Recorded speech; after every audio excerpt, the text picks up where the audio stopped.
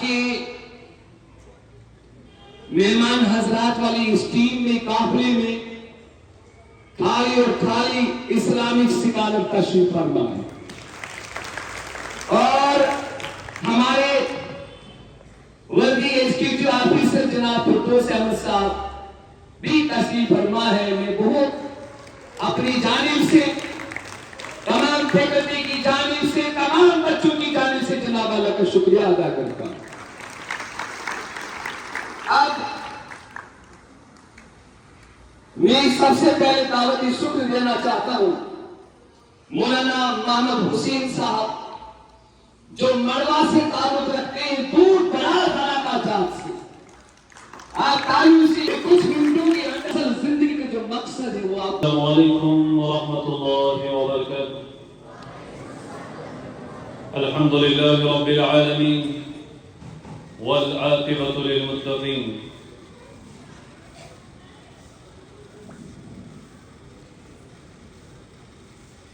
قال الله تبارك وتعالى في القرآن المجيد والفرقان الحميد: اقرأ وربك الأكرم. صدق الله العظيم. سامعین کرام، جناب پرنسپل صاحب اور اوقاف چیئرمین صاحب،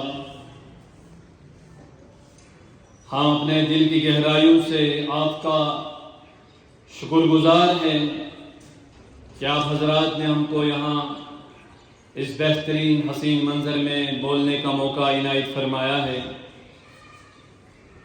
میرے عزیز طلبہ، بات یہ ہے، اللہ نے فرمایا اقرأ، آپ پڑھو.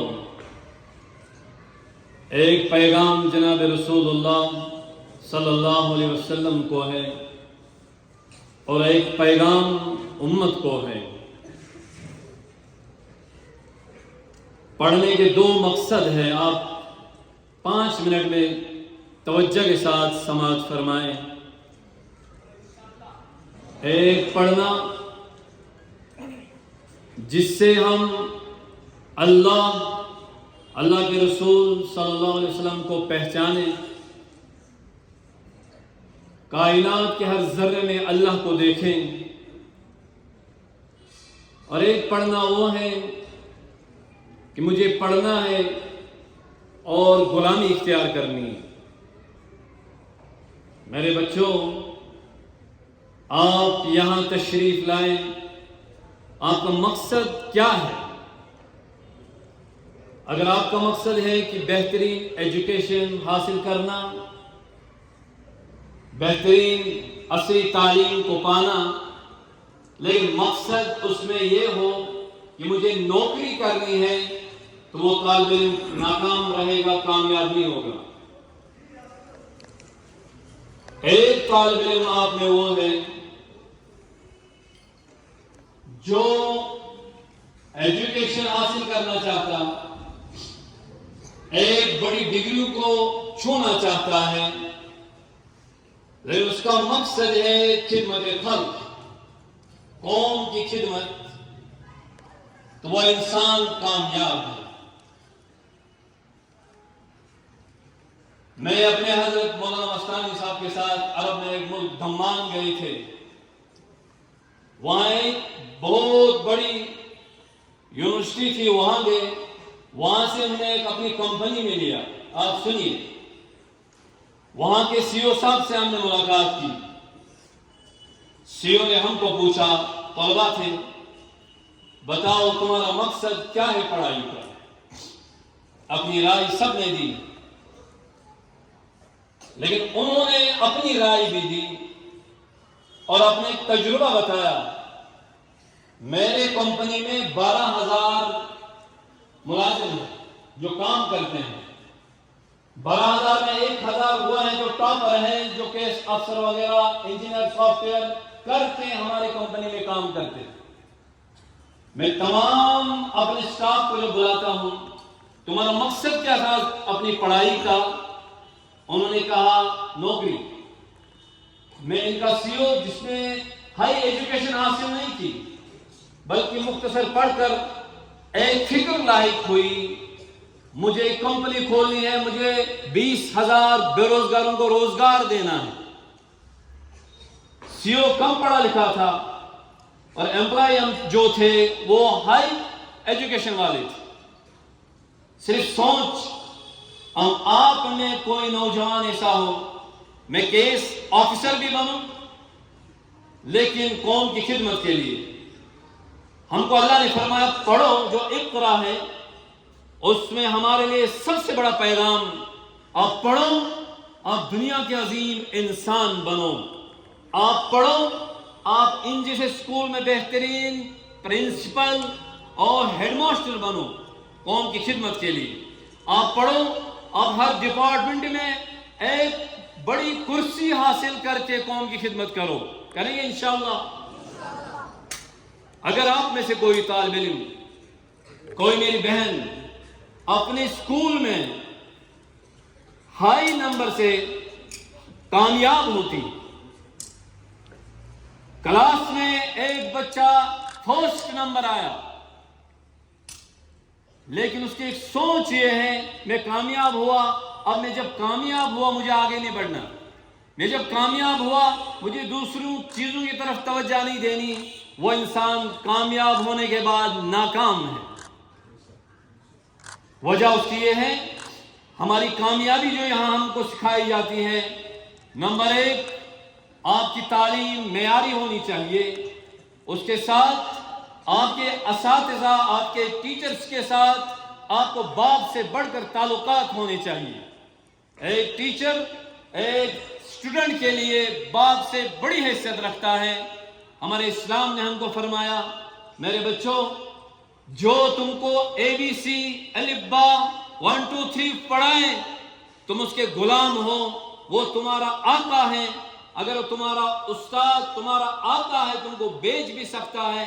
اس طالب علم کو، اس کے ماں باپ کو ماتھے پر جنبش نہیں آنی چاہیے۔ اصلی باپ وہ ہے جو ہم کو ایجوکیشن تعلیم سکھاتا ہے۔ کامیاب طالب علم وہ ہے جو پڑھائی کے ساتھ استادوں کی قدر کرتا ہے۔ کامیاب طالب علم وہ ہے جو پڑھائی کے ساتھ ساتھ اپنے پیرنٹس کی قدر کرتا ہے۔ آپ میں کتنے بچے ایسی ہیں جو ماں کو رلاتی ہے، باپ کو رلا کر سکول آتے ہیں۔ آپ جتنی باپ کے اندر استطاعت ہے آپ پر خرچہ کرنے کی، اس سے زیادہ آپ کی مانگ ہوتی ہے۔ اس بچے کو کلاس میں پہلا نمبر آیا لیکن وہ بچہ گھر میں فیل ہے، وہ اپنی ماں اور باپ کو رلاتا ہے۔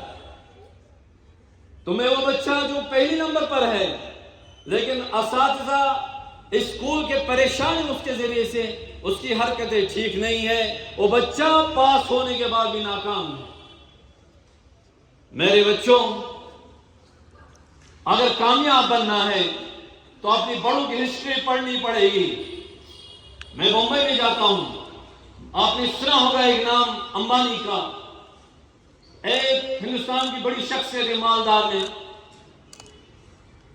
اس کا باپ کپڑے بیچتا تھا اور اس کی ایک سوچ تھی اگر پڑھائی کم ہوئی لیکن قوم کی خدمت کرنی ہے۔ اس کے اندر ایک جذبہ تھا، ایک احساس تھا۔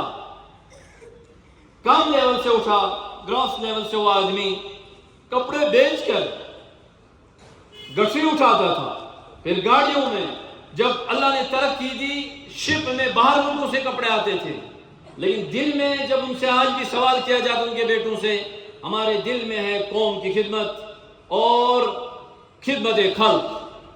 ہم میں جو بچہ ایک مہینے میں 500 روپے خرچ کرتا ہے اپنی ذات کے لیے، وہ 10 روپے آج سے نیت کرے میں صدقہ کروں، میں قوم کے لیے 10 روپے آج خرچہ کروں، کل اللہ آپ سے لاکھوں روپے کا چیریٹی کرائے گا۔ تو انشاءاللہ یہ احساس ہونا چاہیے دل میں۔ میں مڑوا میں رہتا ہوں، ہمارے پاس بھی 4 اسکول ہیں، 450-500 بچے الحمدللہ اسٹوڈنٹ وہاں پڑھتے ہیں، اور اس کے ساتھ ایک دارالعلوم ہے جہاں 250 بچے زیر تعلیم ہیں۔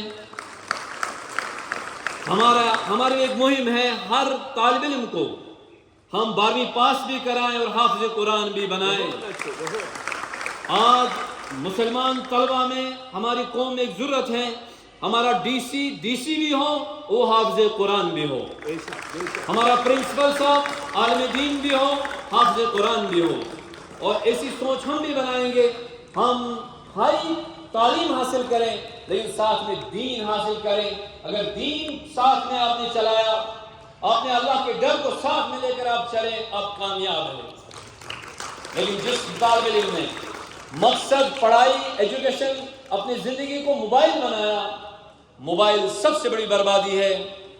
یہی آج کا دجال ہے۔ دجال کا انتظار کرنے کی ضرورت نہیں، ہمارے ہاتھ میں دجال بیٹھا ہے۔ اگر اس کو صحیح استعمال کریں گے تو ہم کامیاب ہیں۔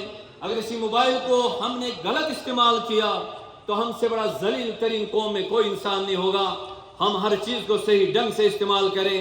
اللہ تعالی ہم کو کہنے سننے سے زیادہ عمل کی توفیق نصیب فرمائے۔